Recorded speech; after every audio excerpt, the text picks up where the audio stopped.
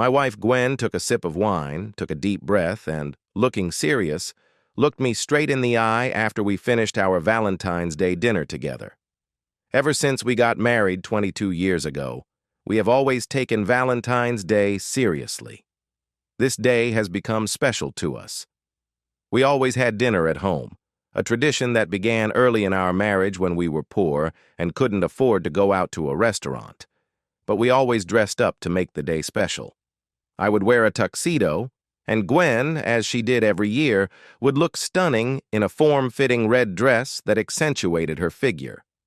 Her dark brown hair was beautifully styled by her hairdresser in the morning. Every year she seemed more beautiful to me. After we had children, Valentine's Day became even more important to us. We used it as a way to reconnect with each other and bring the romance back into our marriage after the chaos that children had brought into our lives. I think Valentine's Day helped our marriage. Our son Jake was spending the night at Gwen's parents' house, and our daughter Charlotte was away for her last year of college. "Matthew, we need to talk," Gwen said to me. I knew she wanted to talk about something serious because she called me Matthew instead of Matt.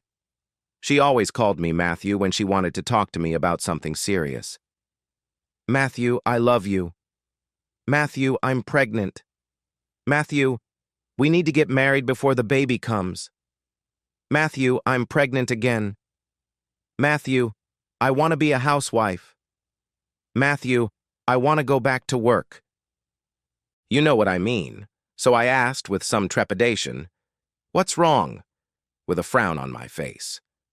"Well, we've been married for a long time, and lately I've been thinking a lot about my past, especially my sex life," she began.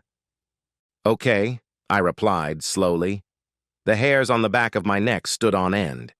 I had a terrible feeling that something serious was coming, especially since she was talking about her sex life, not ours. "As you know, you've been my only sexual partner. You, on the other hand, were experienced in sex when we met. Before we started dating, I had only slept with 2 girls," I laughed incredulously. "I'd only had sex 3 or 4 times, so I wasn't experienced. To be honest, I was pretty clumsy in bed, but okay, go on."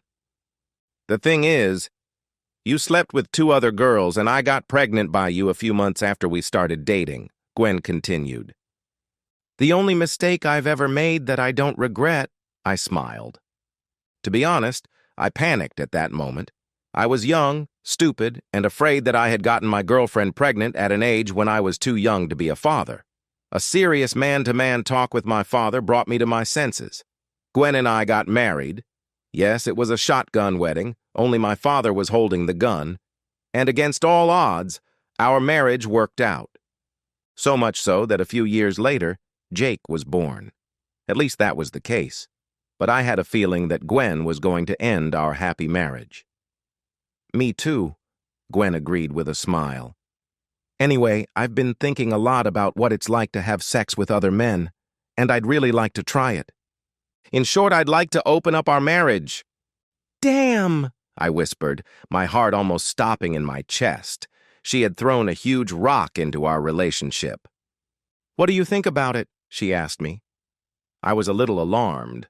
No, I was very alarmed by the fearlessness with which she asked me that question.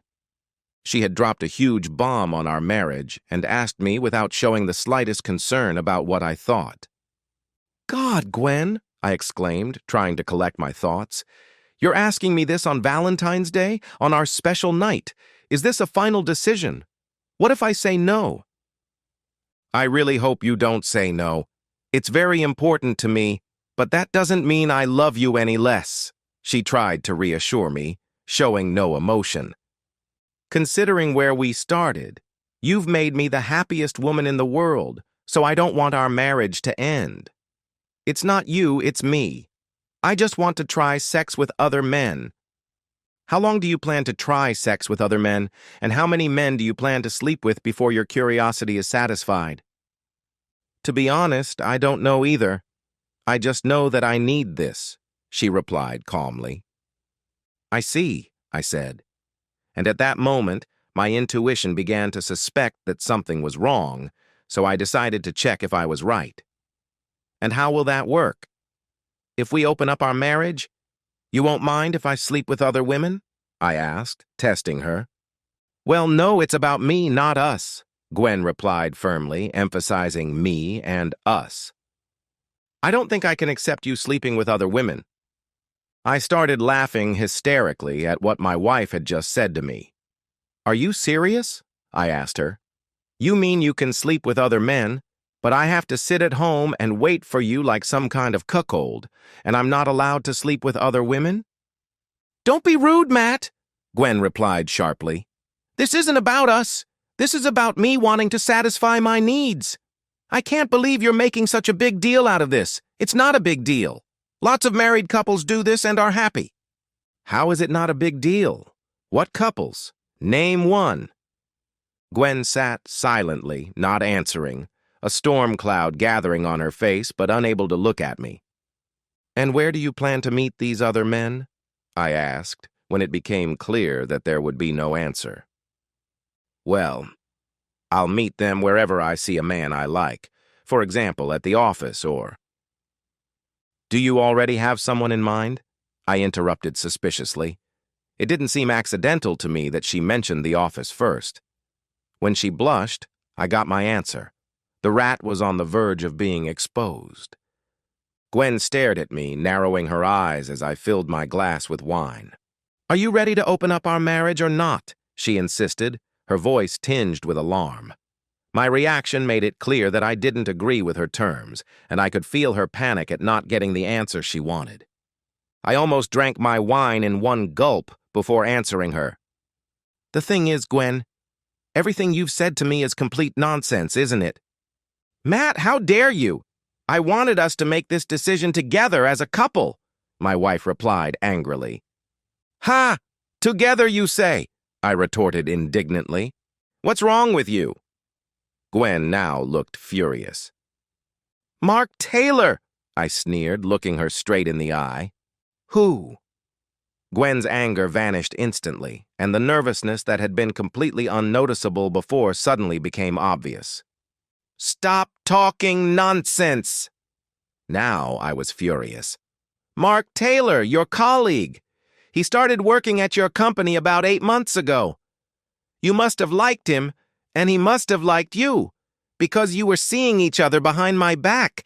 And how long has this been going on? 3 or 4 months? How did you decide? It seems to me that you've already broken up our marriage. I don't remember giving you permission to have an affair with Marky Boy. In any other situation, Gwen's face at that moment would have been worth photographing. Her mouth was open, her eyes wide with disbelief. I could see her brain working at full speed. How did he find out? When did he find out? How much does he know? These were the questions she asked herself before she gathered her courage and asked, How can I save this? Yes, I admit that I like Mark, she said cautiously. And we discussed the possibility of sex. However, we both agreed that without your blessing, we wouldn't feel comfortable. Without my blessing? What if I say no? I asked again. Gwen didn't answer, just sat there seething with anger. Are you saying there was nothing between you? No sex? No kissing? No dates? I asked. Okay. We went on a few dates, Gwen admitted reluctantly. And yes, we kissed, but we didn't sleep together. I think this is called gradual disclosure. I see, I said, showing no reaction. And Mark's wife is okay with that? Gwen's face flashed with disbelief and surprise again, but she replied confidently, Yes, she's fine with it. Mark practices polyamory, as does his wife. Clarissa is completely fine with it. She has a second partner, too. I'd like to try polyamory myself. Just you, without me, I said firmly. Gwen started to get nervous. She realized I was confusing her, but she still wasn't sure how much I knew. Well, open relationships and polyamory aren't for everyone, and I knew it wasn't for you. Open relationships or polyamory, which is it? I was playing with her now. They're different things. I don't know yet, so I want to try both, she said, not knowing how to get out of it. Both? An open relationship is when you have a primary relationship, but you can sleep with anyone you want within agreed and respected boundaries.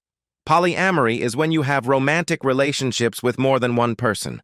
Does Mark know you want to sleep with other people, or haven't you told him yet?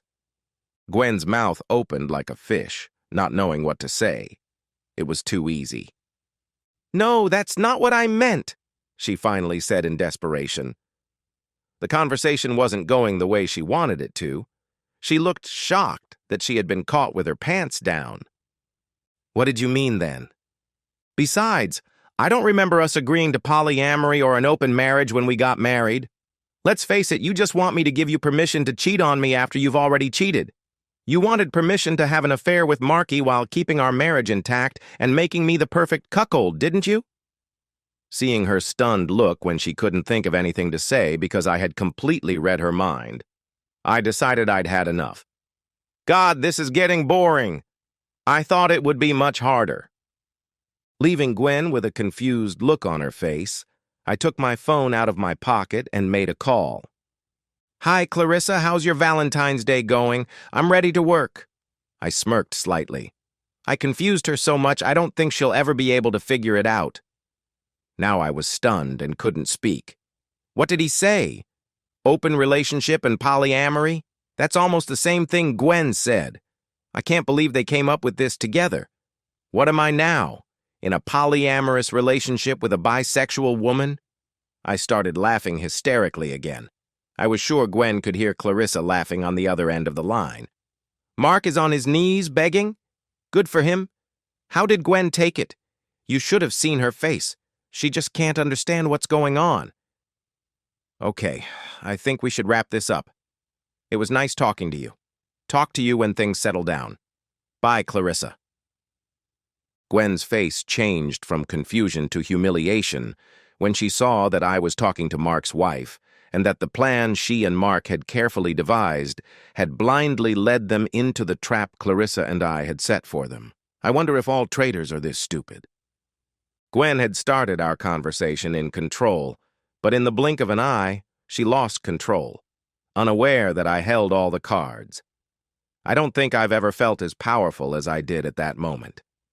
I stood up, went to my home office, and returned with 2 envelopes and a pen. I handed one envelope to Gwen. We wanted to take you both to court, but you would have seen how much it would cost. I don't think I can afford that. Clarissa came up with this plan. She may seem sweet and caring, but she's very cunning, I can tell you that. Anyway, here are the papers. It's a separation agreement, I said, handing her one of the envelopes.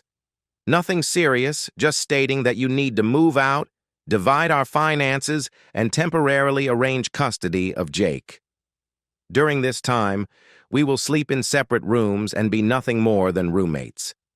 It also says that Mark is not to come within 100 feet of this house and is not to have any contact with Jake. Charlotte is an adult. She can decide for herself if she wants to see Mark. Please sign it so I can give a copy to my lawyer. Gwen stared blankly at the document, then signed it. I was almost certain she hadn't read it. She just sat there staring blankly at one spot, unable to comprehend how this could have happened. How? Was all she could ask, realizing there was no point in continuing this charade. Yes, how? I sat down next to her again and took out the contents of the second envelope. I'm afraid I've known about this for a long time. I don't know exactly when you started cheating on me, but I can guess. Here are some of your text messages. There's a lot of profanity. You never said those things to me. You looked through my phone? Of course. Otherwise, I wouldn't have any proof. Then I placed several photos in front of her, showing her and Mark kissing, hugging, going on dates, having dinner together, and looking like a couple. The photos alone were damning. You were following us? Gwen asked incredulously. I nodded. Clarissa and I split the cost of a private investigator. This photo hurts the most, I said, pointing to the photo of Gwen and Mark entering the hotel. That was on my birthday. You told me you had to go on a business trip. Instead, you went to a hotel with Mark. It's not hard to guess what you were doing there, is it? You couldn't even spare me one day. That was cruel, Gwen. Did I deserve that kind of disrespect? I didn't mean to cheat on you, Gwen said, trying to justify herself. It just happened. You were always working and never spent any time with me. I was lonely and Mark became a good friend at work. I liked the attention he gave me. One thing led to another and we fell in love. If you had been home more often, this probably never would have happened. Then she looked puzzled at the photo of several text messages. This is from Mark's phone, she exclaimed. I didn't want to know, I said, mimicking Gwen. You got a message from Mark when you were in the shower after coming home, probably after having sex with Mark. I already suspected you because of your behavior. Your work clothes had become more provocative, and I found sexy lingerie I had never seen before. I only saw part of the message, but it was enough to check your phone and find the gold mine. When I found out who it was, I checked if Mark was married. He has 3 children younger than Jake. How could you? Then I contacted Clarissa through Facebook. She's a very nice woman. She doesn't deserve what you both did to her.